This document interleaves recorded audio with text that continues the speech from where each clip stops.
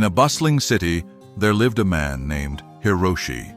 On the outside, he seemed to have it all: a successful career, a loving family, and a comfortable life. But inside, he was constantly battling his own negative thoughts. These thoughts whispered that he wasn't good enough, that he was bound to fail, that no matter how hard he tried, he would always fall short. The voices in his head grew louder each day, drowning out the joy in his life. Hiroshi had tried to ignore them, to push them aside, but no matter how hard he worked, they always found a way back. His once bright outlook on life had turned dark, and he couldn't escape the constant feeling of impending failure. Little did he know, the thoughts he was struggling with were slowly but surely destroying his life. As the days went by, Hiroshi's negative thoughts began to consume him. They started to affect every aspect of his life. At work, he doubted his abilities, questioning every decision he made. In his personal life, he became distant from his loved ones, afraid that he would let them down. He felt trapped, as though there was no escape from the relentless voices in his head. One evening, after a particularly exhausting day, Hiroshi sat alone in his room, staring at his reflection in the mirror. He saw a man who had once been full of hope and ambition, but now all he could see was someone who was overwhelmed by his own fears. "Why can't I just be happy?" he whispered to himself. The weight of his thoughts seemed unbearable. He realized that his mind had become his enemy, and it was destroying him piece by piece. One evening, as Hiroshi sat lost in thought, feeling the weight of his negative thoughts closing in, an elderly man approached him. The man was quiet and calm, his presence unassuming but powerful. Hiroshi noticed him but didn't immediately acknowledge him. The old man sat beside him, and after a long silence, spoke softly. "You are fighting a battle inside yourself, Hiroshi. You've let your thoughts control your life. But what you don't understand is that they are not your truth. They are only reflections of your fears." Hiroshi turned to him, confusion in his eyes. "But how do I stop them? How do I stop this endless cycle?" The old man smiled gently. "The first step is to realize that you are not your thoughts. You are the one who gives them power. Stop feeding them, and they will lose their grip on you." Hiroshi stared at him, realization starting to dawn.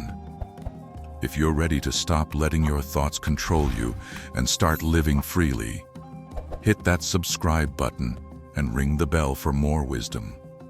The old man continued, "Now I want you to do something. Close your eyes and take a deep breath. Hold the breath for a moment and then slowly exhale. As you do, imagine that with every exhale, you are releasing the negative thoughts one by one. Don't try to control them, just let them go.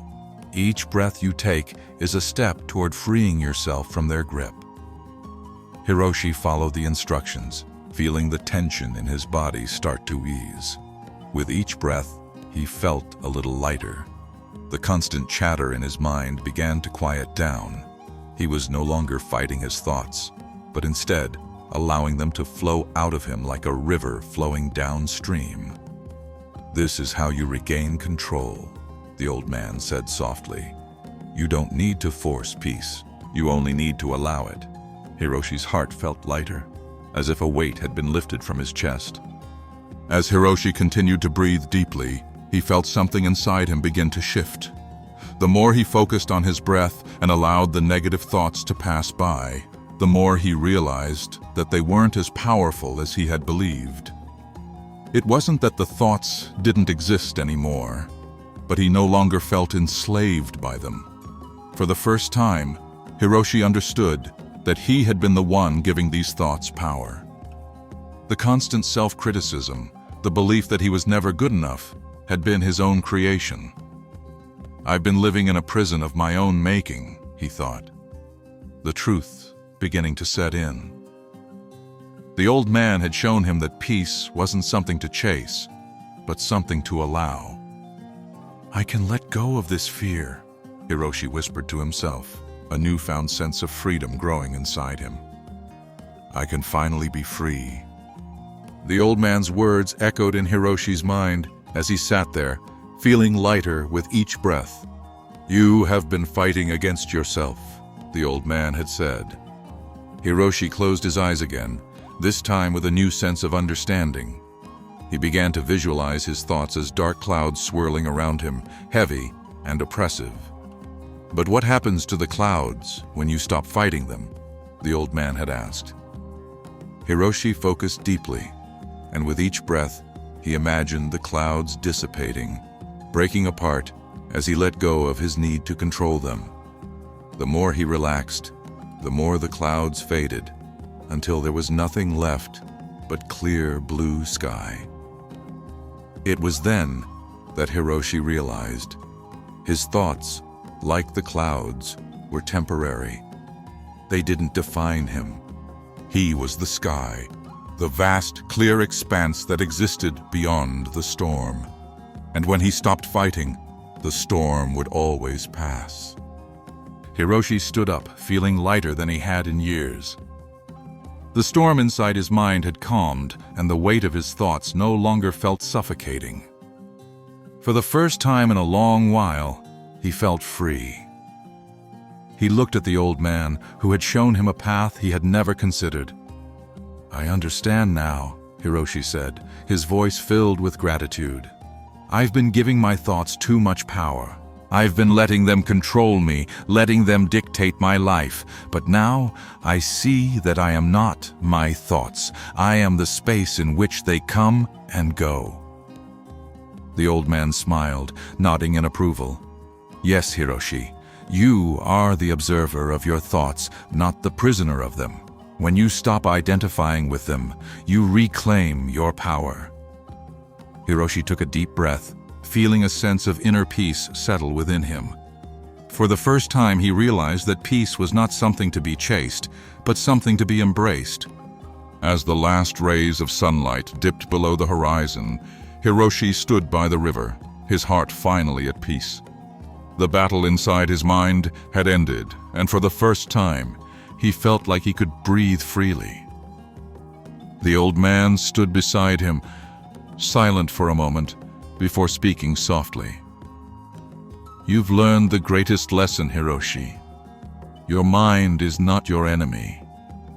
It is simply the tool that you use to experience the world. The only true enemy is the attachment to your thoughts, the belief that they define who you are."